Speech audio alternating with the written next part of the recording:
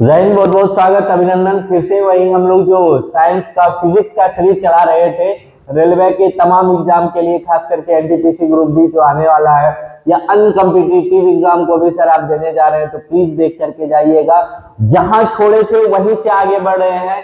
और हम लोग का पिछला टॉपिक था यूनिट एंड मेजरमेंट। आज का टॉपिक है मैकेनिज्म यानी यांत्रिकी। यांत्रिकी का हम लोग क्वेश्चन ले रहे हैं और 41 नंबर क्वेश्चन से शुरू कर रहे हैं। देखिए 41 नंबर का क्वेश्चन कह रहा है, निम्न में से कौन अधिक काम कर सकता है? निम्न में से कौन अधिक काम कर सकता है? एक घूमता हुआ पहिया, बंदूक की चलती हुई गोली, गतिशील पत्थर, एक उठाया हुआ हथौड़ा। जल्दी बताइए। ज्यादा काम, काम मतलब कार्य कहते हैं किसको है सर? कार्य होता है बल गुना विस्थापन।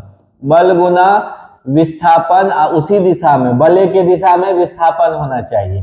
तो जितना ज्यादा बल लगेगा उतना, अगर या तो बल का बढ़ाइएगा मान कार्य बढ़ेगा, विस्थापन का बढ़ाइएगा तब वो कार्य बढ़ेगा, नहीं बढ़ेगा। तो अगर एक बात बताइए, और द्वितीय नियम से पता है कि बल बराबर होता क्या है? F बराबर ma। संवेग परिवर्तन के दर को क्या कहते हैं? बल कहते हैं। तो संवेग जितना ज्यादा परिवर्तित होगा तो उतना ज्यादा बल लगेगा, यानी उतना ज्यादा कार्य होगा। तो घूमता हुआ पहिया और बंदूक की चलती हुई गोली, गतिशील पत्थर, ये दोनों तो कम में होगा। इसी दोनों में आपको कंफ्यूजन होगा।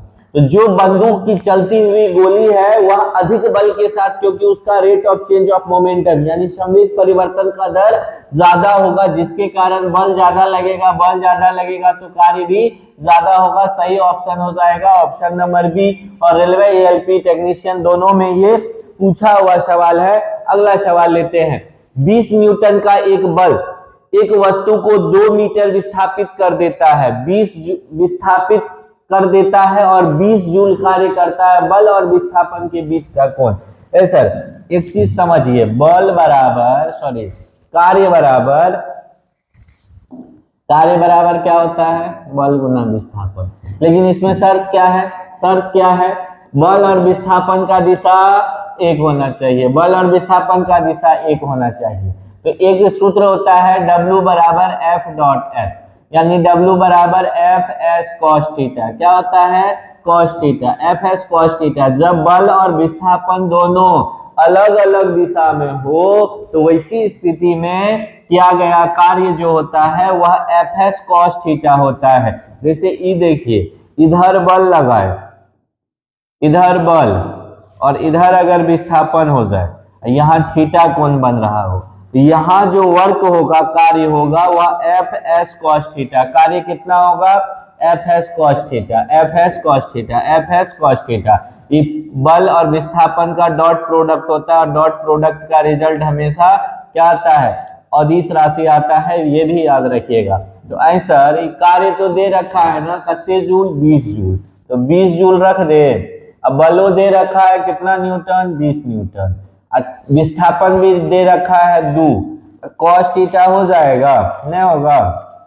तो यहां से देखिए कॉस थीटा बराबर 20 बट्टे 20 दूनी 40 आ जाएगा। इधर से इधर गया तो भागा में 1/2। कितने? कॉस थीटा कितने डिग्री का मान 1/2 होता है? तो थीटा बराबर 60 डिग्री। कितने डिग्री सर? कॉस 60 का मान कितना होता है? 1/2। यानी कि दोनों में के बीच बना हुआ कोण जो है, यहाँ बल और विस्थापन के बीच का कोण कितना हो जाएगा? 60 डिग्री हो जाएगा। ऑप्शन नंबर ए बिल्कुल सही है। और ये सब सवाल जब आता है ना रेलवे में तो बड़ा टेंशन देता है, देख के जाइएगा, टेंशन नहीं होगा। एक पोर्टर जमीन से 12 केजी सामान उठाता है और उसे जमीन से 1.5 मीटर ऊपर अपने सिर पर रखता है। ये देखिए 12 किलो आदमी, एक आदमी है 12 किलो उठा करके ये अपने सर पर रखा हुआ है। कितना केजी सर? 12 केजी। ठीक है। और कितना मीटर हाइट पे रखा है? 1.5 केजी पे। एक बात बताइए, जब यहाँ से 12 केजी आप ऊपर उठाइएगा तो आप गुरुत्वाकर्षण के विरोध में काम कीजिएगा, नहीं कीजिएगा? गुरुत्वाकर्षण सदैव नीचे की ओर। किसी सामान को ऊपर उठाने का मतलब क्या होता है? यानी आप गुरुत्वाकर्षण का विरोध कर रहे हैं, नहीं कर रहे हैं। जब विरोध कर रहे हैं तो इसमें क्या होगा, आपको अपना बल लगा करके कार्य करना होगा। तो बल कितना लगेगा, जितना सामान उठा रहे हैं, जितना केजी का, जी गुना जी के बराबर बल लगेगा। इसलिए सामान जब उठ रहा है तो F बराबर क्या होता है, mg होता है। और कितना ऊपर तक उठा करके ले गए, वो हाइट जो है h है, तो यहां से यहां तक ले जाने में कितना कार्य, तो सीधा तौर पे इस कार्य को एक बात भी तो कह सकते हैं, जितना स्थितिज ऊर्जा होगा यहाँ से यहाँ ले जाने में, इस पे, इस ऊंचाई पे, वही इसका क्या होगा सर, कार्य होगा। या नहीं तो कार्य बराबर क्या पढ़े हैं, क्या पढ़े हैं, बल गुना विस्थापन, नहीं पढ़े हैं, बल गुना विस्थापन। बल कितना लगा रहे हैं, mg के बराबर, m मतलब 12 kg, g कितना, g का मान कितना कह रहा है क्वेश्चन, 10 लेने के लिए 10 ले लीजिए। अब विस्थापन कितना से ऊपर ले गए हैं, 1.5 मीटर से, तो कितना हो जाएगा, गुना करके 120 को 5 से गुना, 1.5 से गुना कीजिएगा तो 180 न्यूटन, कितना न्यूटन कार्य कीजिएगा, सॉरी 180 न्यूटन नहीं, जूल कार्य न है, तो कार्य का ऐसा ही मात्रक जूल होता है। कितना जूल काम कीजिएगा, 180 जूल, बुझा गया। या पोटेंशियल ऊर्जा यानी स्थितिज ऊर्जा यहाँ पे पूछता है, तो पोटेंशियल एनर्जी बराबर भी क्या होता है सर, mgh, तो इतने ना होता, तो यहाँ का जो स्थितिज ऊर्जा होगा किसी ऊंचाई पे, वही उसका किया गया कार्य होगा। याद रखिएगा कितना जूल, 180 जूल। सवाल एग्जाम का पूछा हुआ है, छपेगा आगे भी। अगला सवाल लीजिए, यदि एक हवाई जहाज 4000 मीटर की दूरी तय करता है और किया गया कार्य कितना है सर, 20,000 जूल है, तो लगाया गया बल कितना होगा। तो ये तो बहुत सिंपल सा कहानी है सर, एक हवाई जहाज है, ठीक है, ये हवाई जहाज ऐसे जा रहा है, तो ये जिस दिशा में बल लगा रहा है उसी दिशा में विस्थापित हो रहा है, कार्य क्या होगा, W बराबर Fs, यानी बल गुना विस्थापन, कार्य बराबर बल गुना विस्थापन, बल गुना विस्थापन। तो बल कितना लगा रहा है, नहीं बल नहीं पता है, बल निकालना है। विस्थापन कितना है, 4000 मीटर, और किया गया कार्य कितना है सर, 20,000 जूल। बल निकालना है, तो बल बराबर कितना हो जाएगा, 20,000 बटे 4000, 3 जीरो से 3 जीरो गया, 4 से 5 बार में कितना न्यूटन बल लगा सर, 5 न्यूटन। कितने न्यूटन, 5 न्यूटन। कौन ऑप्शन, ऑप्शन नंबर ए बिल्कुल सही जवाब है, और ग्रुप डी पूछा है सर, देख सकते हैं। अच्छा क्वेश्चन, अच्छे लेवल का क्वेश्चन पूछता है। अगला सवाल लीजिए, जमीन के ऊपर एक बिंदु पर किसी वस्तु की गुरुत्वीय स्थितिज ऊर्जा को डैश में किए गए कार्य के रूप में, ए सर अभी बताए थे ना, ईगो बोझा रखा है, अब इसको आप उठा करके उठा करके उठा करके उठा करके उठा करके उठा करके धीरे धीरे यहाँ पहुंचा दिए। कहाँ पहुंचा दिए, H ऊंचाई पे पहुंचा दिए। यहाँ जो ये बोझा आया होगा, ये जो है आप किसके अगेंस्ट सर कार्य कर रहे थे, ये जो इसमें जो ऊर्जा संचित है, ये ऊर्जा आप लगा करके इसको दिए हैं किसके अगेंस्ट में, किसके अगेंस्ट में, गुरुत्वाकर्षण के, किसके, गुरुत्वाकर्षण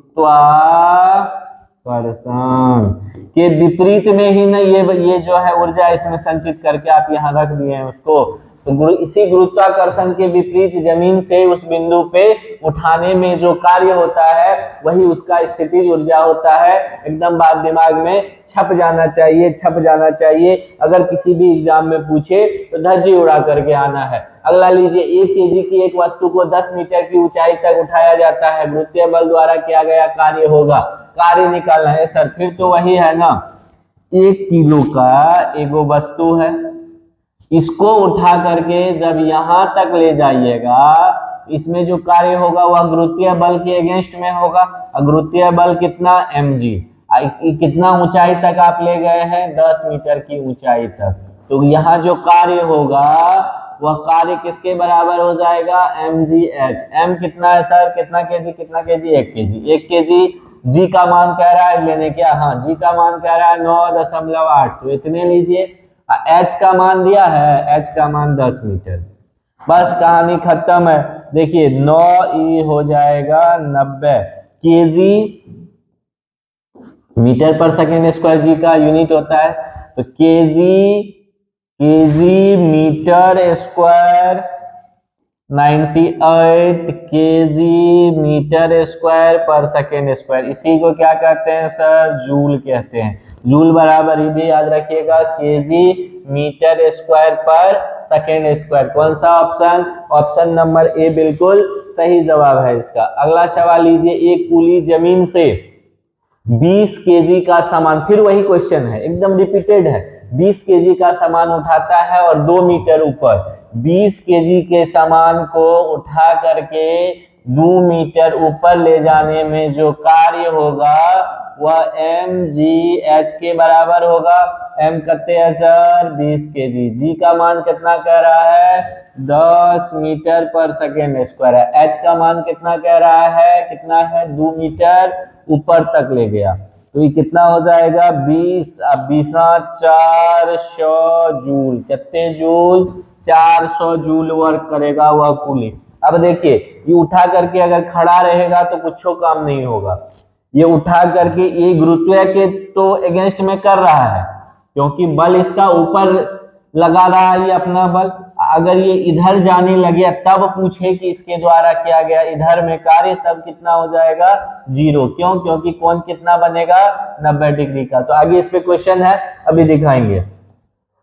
अगला सवाल लीजिए, जब कोई वस्तु बल की दिशा में 1 मीटर की दूरी 1 न्यूटन बल के साथ तय करता है, तो जब 1 मीटर जाइएगा, बल की दिशा में जाइएगा, तो ये तो आप जानबे करते Fs होता है जब दोनों एक दिशा में हो।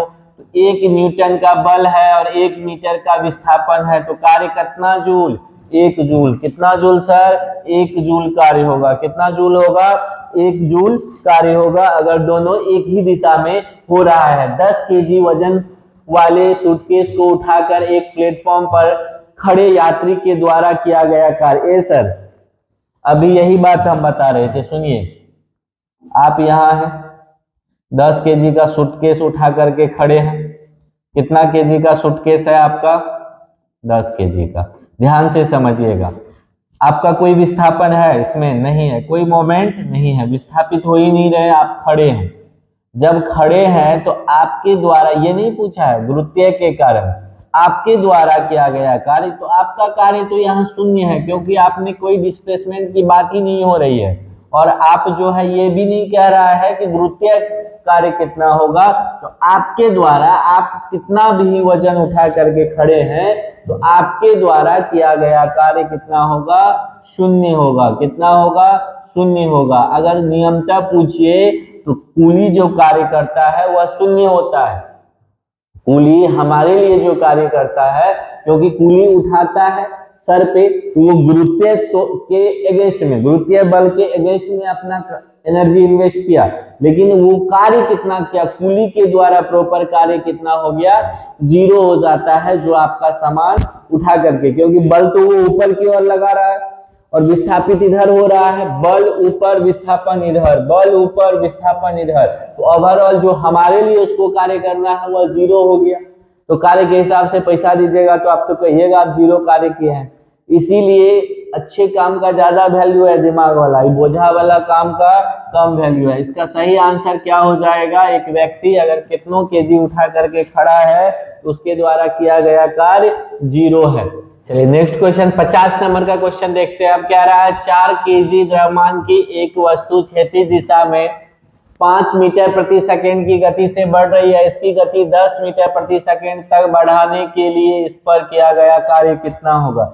सुनिए सर, ये कितना से चल रहा था? 5 मीटर से चल रहा था। कहाँ तक बढ़ाना है? 10 मीटर तक बढ़ाना है। तो किया गया कार्य, तो देखिए कार्य का, किया गया कार्य का एक और फॉर्मूला होता है क्या? गतिज ऊर्जा में परिवर्तन। किया गया कार्य बराबर होता है गतिज ऊर्जा में परिवर्तन।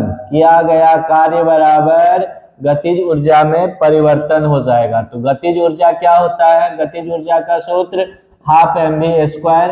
अब पहले कितना होगा गतिज ऊर्जा? 12 mu²। 1/2 m कॉमन ले ले। गतिज ऊर्जा में परिवर्तन यानी बाद वाला गतिज ऊर्जा माइनस पहले वाला गतिज ऊर्जा, तो बाद वाला गतिज ऊर्जा कितना हो जाएगा? आधा mv²। गतिज ऊर्जा का सूत्र होता है 1/2 द्रव्यमान गुना वेग का स्क्वायर, माइनस 12 mu²। तो 1/2 m तो कॉमन आ जाएगा, ले लेते हैं। यहाँ बच गया V square minus U square, किया गया कार्य। तो 1/2 m कितना है सर 4 kg, v कितना है 10 का स्क्वायर माइनस पहले कितना था 5 का स्क्वायर, इतना ही जूल कार्य होगा। 2 बार में कट गया तो 2, यहाँ देखिए 2 बार में कट गया तो 2 गुना 10 का स्क्वायर 100, 5 का स्क्वायर 25, 100 में से 25 घट गया तो 75, इतना जूल गुना होकर के 75 दूनी 150 जूल, किया गया कार्य कितना हो जाएगा 150 जूल, किया गया कार्य बराबर 150 जूल। देखिए ये अब न्यूमेरिकल हम 10 ही 10 ले रहे हैं क्योंकि है मेरे पास और भी अभी क्वेश्चन कराने के लिए, लेकिन न्यूमेरिकल का बड़ा क्लास हो जाने से अभी क्या होगा ना आपको फिर वो बड़ा लेंदी लगने लगेगा। 10 क्वेश्चन पे छोड़ रहे हैं, लेकिन इसमें अभी अनवरत चलाएंगे हम मैकेनिक्स, कोई एक चैप्टर जो है आपका यांत्रिकी मैकेनिज्म ये चलेगा। मैकेनिक्स अच्छा चैप्टर है और यांत्रिकी से क्वेश्चन आता है सर, रेलवे का ये फेवरेट टॉपिक है। तो बने रहिए, टिके रहिए, अड़े रहिए और देखते रहिए, लगातार हम लोग के साथ जुड़े रहिए, आपको एक से एक कंटेंट दे देंगे जो एग्जाम में आपको दिक्कत नहीं होगा। मिलते हैं पुनः इसी टॉपिक के साथ और क्वेश्चंस लेकर के, बस आपका प्यार और सपोर्ट मिलते रहना चाहिए। जय हिंद।